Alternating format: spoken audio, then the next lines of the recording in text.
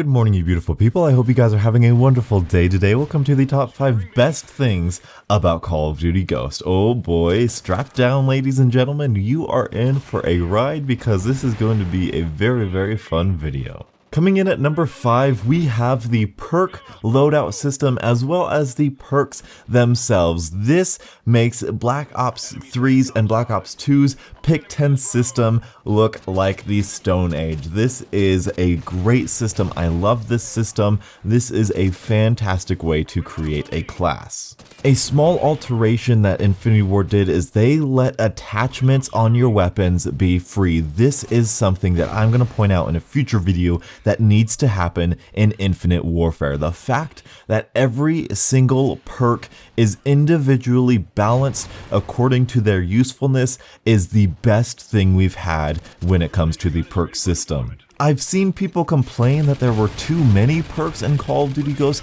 However, the average amount of perks you had per loadout was about double. At least in my case, it was double the standard 3 we had always gotten in previous Call of Duties. You had perks that really didn't do too much, like no falling damage, like no skull when you killed an enemy. That's so great. Takedown, that's so awesome. We had Gambler. Freaking Gambler was an amazing perk, all for 1 point each. Those were easy to tack on, to get on there just as a little bonus, a little perk. But we also had awesome perks like, what was it, Deadeye or Deadshot or something, that every like 5th bullet or something would do extra damage. This is how you get stopping power back into the game, and you reward players for doing good with this perk.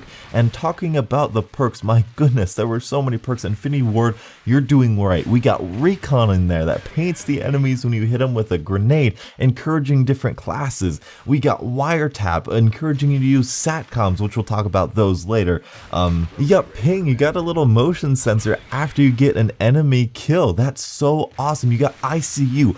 I can't tell you how many times ICU has actually saved me from getting a chem strike. That is a fantastic perk. And for some reason, I just absolutely love having Quick Draw Stalker and Sleight of Hand as actual perks, and Steady Aim as well. I feel like that's where they belong, and that's where they should be. I mean, my goodness, I could go on, but we need to move on to number 4, and that is the weapons and the weapon balance system. Oh my goodness, there is not a bad gun, and okay, the PDW might be pretty bad, but for the like 90% of these weapons are absolute beasts. They are so awesome, and it is large in part because of the fast time to kill and stuff, but you can use any weapon and in any given situation, not any given situation, but in their own specific unique niche role, these weapons just shine. I've gotten every single gun gold in this game, and I didn't have trouble with any of them. Okay, the MTS a little bit and the LMG point blank kills were kind of difficult, but my preferred weapon in this game, I've told you beautiful people this, is the MTS 255, the worst shotgun in the game. The shotguns did need a buff, but that's besides the point. The CBJ often gets called out as the worst submachine gun in the game.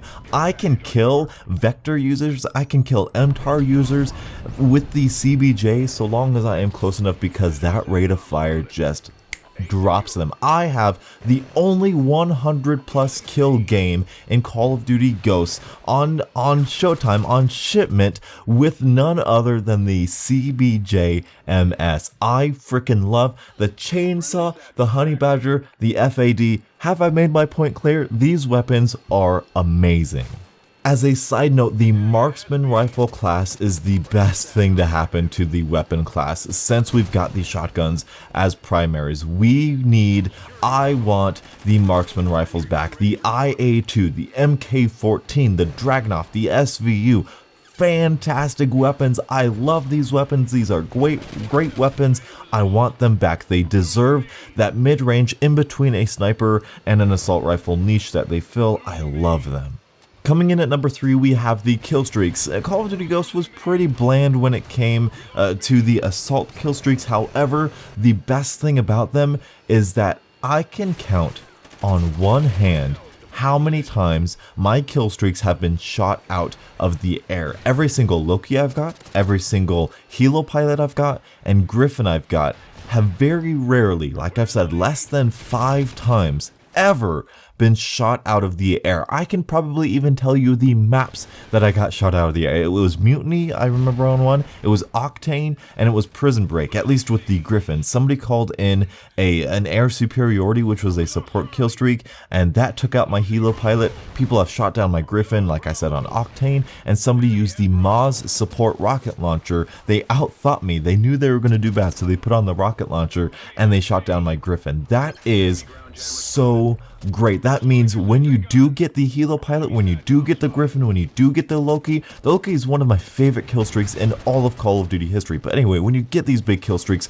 you are going to use them all to their fullest advantage. And we're not going to stop there. No, we're going to the field orders, because the field orders were some of the best moments in Call of Duty for me. Playing on playing on a Fog with Michael Myers. I remember I got Michael Myers, and you got that sweet sultry sound, that song playing in the back. Beebs and I would go after Michael Myers just so we can hear that song. That's so atmospheric and brilliant. And I remember I got Michael Myers and we got all excited, but then Beebs had to take a phone call from his wife, and he was on the phone for about half the match. He gets off the phone, and I remember him saying, "Dude, you're still in Michael Myers?" Because the music was still playing. This thing is so fun. I love the Predator. I love the Ghost Pirates. I love the Dia de Muertos guys, the mask guys in Departed. I love the spin cycle, the random thing from Showtime, the Shipment remake. These things were so great. I love the Harrier. I love the freaking AC-130 from Vivella. These things made each and every map exciting. The field orders gave you something to do on a map that was challenging, that made you adapt your gameplay. I loved the kill streaks in Call of Duty Ghosts. Not to mention you even got the Specialists, which, though Modern Warfare 3 Specialist was better, yes, you still had the Specialists, which Black Ops 3 and Advanced Warfare honestly doesn't have. You've also got the support stuff, which I am a firm believer that one day we will have a fair and balanced and fun support class. We are one step closer with Call of Duty Ghosts with the Night Owl, the Ammo Quate, and the support squad mate, if he could not shoot people, would be the most genius kill streaks ever. I want to do videos. I could do videos on all of these, as you can probably tell. But moving on to number 2, we have the maps? Whoa, Donuts. I thought this was one of your worst things about Call of Duty Ghosts. Yes. The DLC maps in Call of Duty Ghosts go down in history as some of the best Call of Duty maps of all time. The DLC maps in Call of Duty Ghosts took the complexity, the realness, and the beautiful layout of the default maps, and they shrunk them down to an appropriate size. The default maps, way too big. DLC maps, perfect size, perfect complexity. You've got classic remakes of Favela, you've got a great Dome remake, you've got a great Shipment remake. I know a lot of people wish Shipment was back in its full glory without the extra stuff, but without the extra stuff, I feel like that map would get very too chaotic and too like Nuketown, that we would hate it like we do with Nuketown. But again, I might be biased because I did get the 100+ kills on the Shipment remake. But maps like Gold Rush, Departed, Bayview, these are beautiful maps. Dynasty, Departed, Pharaoh. These maps brought us back to the Modern Warfare 2, to the Black Ops 1 era of maps where strategy and routes and spawning was actually a skill, and it wasn't just you spawn in, you pick one of 3 lanes, and you get into a head glitch. These were the glory days of maps, and I love it. And I will say, however overhyped and gimmicky they are, there is a certain just adorable aspect about the interactives in Call of Duty Ghosts. The fact that you can close and open doors, the fact that you can push away dumpsters and stuff is a nice little thing to have. A controversial honorable mention right here. I am going to say one of the best things about Call of Duty Ghosts is going to be the SATCOM, and you actually will have to subscribe if you want to hear my full thoughts on the SATCOM versus the UAV and what I think the pros and cons of that are. But anyway, moving on to number 1. Without a doubt, anybody who plays Call of Duty Ghosts, anybody who hates Call of Duty Ghosts, we can all agree on one thing. This is the best netcode, the best hit detection, the best whatever you want to call it we've ever had in Call of Duty history. It is up there tied with Modern Warfare 2 as the most accurate netcode, little lag we've ever had.